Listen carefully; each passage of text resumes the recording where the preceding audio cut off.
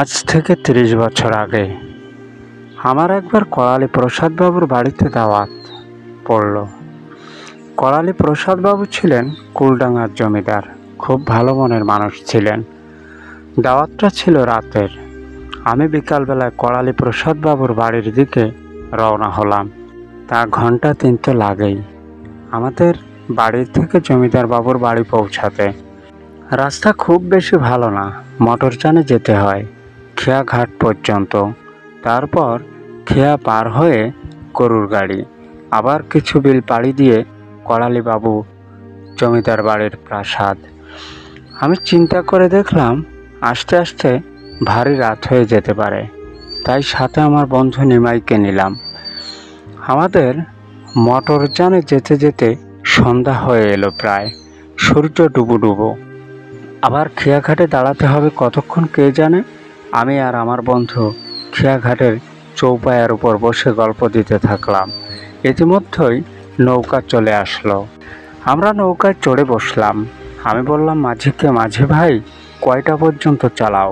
মাঝি ভাই বলল, তা তো জানি না বাবু, হাতে তো ঘড়ি নেই, তবে আনুমানিক মনে হয় ৯টা নাগাদ নৌকা চালায়। আমি নৌকার থেকে নেমে চললাম। ভাবলাম আমাদের ৯টার আগেই ফিরতে হবে। আমরা ঘোড়ার গাড়িতে চড়লাম। মিটমিট করে কাঁসর মাছের শব্দে চলতে থাকলাম। চলতে চলতে এক পর্যায়ে প্রায় রাস্তা শেষ, মাটির রাস্তা। আমরা গরুর গাড়ির থেকে নেমে একটা বিল পাড়ি দিতে থাকলাম প্রায় আধ ঘন্টা ধরে। এখানে যে বিলের জায়গা আছে সব আমাদের করালি বাবু মশাইয়ের জায়গা। চলতে চলতে একটা বড় মাঠ, তারপর করালি বাবুর বাড়ি। আমরা দীর্ঘ প্রতীক্ষা ও সাধনার পর অবশেষে পৌঁছালাম বাবু মশাইয়ের বাড়ির মেইন ফটকের সামনে। সেখানে দেখতে পেলাম 2 লাঠিয়াল মশাল হাতে করালি বাবুর বাড়ি পাহারা দিচ্ছে। আমরা গেটের সামনে গেলে জিজ্ঞাসা করলো লাঠিয়াল, কারা আপনারা, কই যাইতেছেন? আমি বললাম আমি সাগর আর ও আমার বন্ধু নিমাই। করালি বাবুর বাড়িতে আজ দাওয়াত আছে, তাই আসলাম। লাঠিয়াল বলল, কই থেকে আইছেন বাবু? আমি বললাম সীতারামপুর থেকে। তারা আমাদের যাওয়ার অনুমতি দিল। আমরা প্রবেশ করলাম। যে দেখলাম জমিদার বাবু বসে আছেন, একসাথে রাতের খাবার খাবেন বলে। জমিদার বাবু বললেন, আসতে কোথাও কষ্ট হয়নি তো? আমরা বললাম না, কোথাও কোনো কষ্ট হয়নি। আমাদের আর দেরি না করিয়ে খাবার টেবিলের সামনে নিয়ে গেলেন। যে দেখতে পেলাম হরেক রকমের রান্না, সুস্বাদু খাবার আমাদের জন্য অপেক্ষা করছে।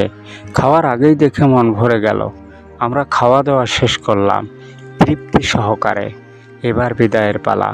জমিদার বাবু আমাদের রাতটুকু কাটিয়ে যেতে বললেন, কিন্তু আমরা থাকার ইচ্ছা করলাম না। আমরা বললাম আমরা চলে যেতে পারবো। তবুও তিনি আমাদের নিরাপত্তার জন্য 2 জন প্রহরী দিয়ে দিলেন। তারা মশাল জ্বালিয়ে আমাদের পিছু চলতে থাকলো।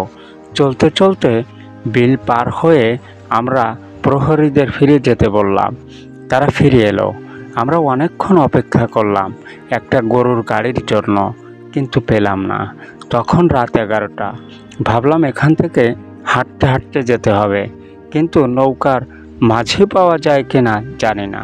আমার বন্ধু নেমাই বলল, চল আবার জমিদার বাড়িতে, এবং সেখানে ঘুমিয়ে থাকে। আমি তাকে একটু জোর আওয়াজে বললাম, যা, একবার যেখান থেকে আসা হয় আর ফিরে যাওয়া যায়।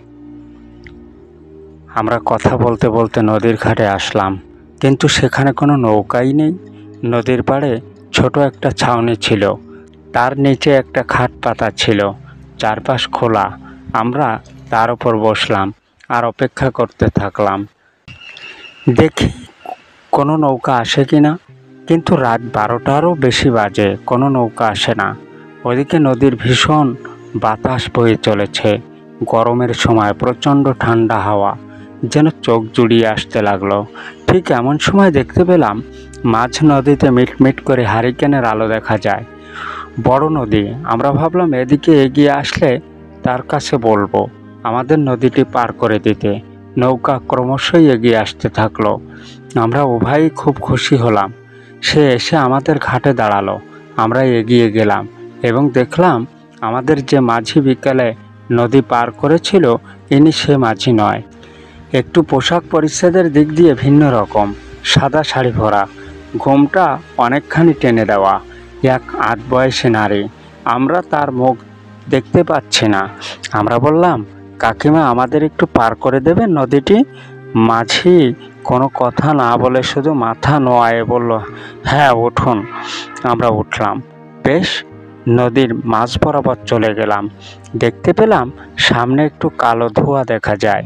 আমি বললাম, কাকিমা ওটা কিসের ধোঁয়া? সে কোনো উত্তর দিল না। আমি বললাম, কাকিমা যেখানে রাতে কোনো পুরুষও নৌকা চালায় না সেখানে আপনি মেয়ে মানুষ হয়ে কি করে রাতে নৌকা চালান? মাঝে কোনো উত্তর দিল না, শুধু অনেকক্ষণ থম মেরে বৈঠা না বেয়ে চুপ করে বসে থাকলো। আবার চালানো শুরু করলো।